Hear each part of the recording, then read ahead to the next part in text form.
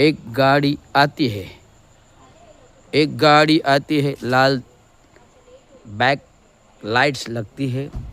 कोई तो उतरता है और उस बंगले में घुस जाता है। कोई तो उतरता है, उस बंगलों में घुस जाता है, लाइट जलती है।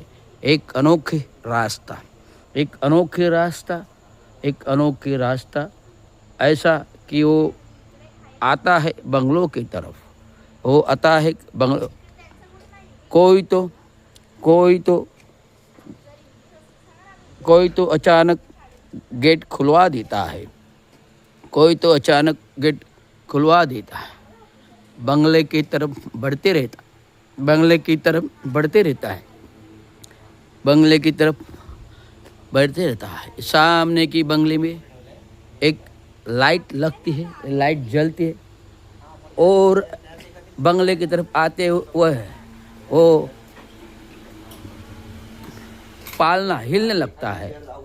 कोई तो आदमी बातें करते करते निकल जाता है, कोई तो आदमी बातें करते करते निकल जाता है और पालना जो पालना रहता है वो हिलते रहता है।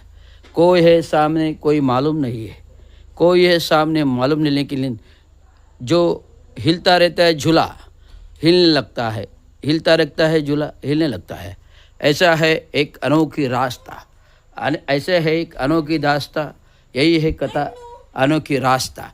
ऐसी एक अनोखी दास्ता, ऐसी कथा है एक अनोखी रास्ता। End of the short film.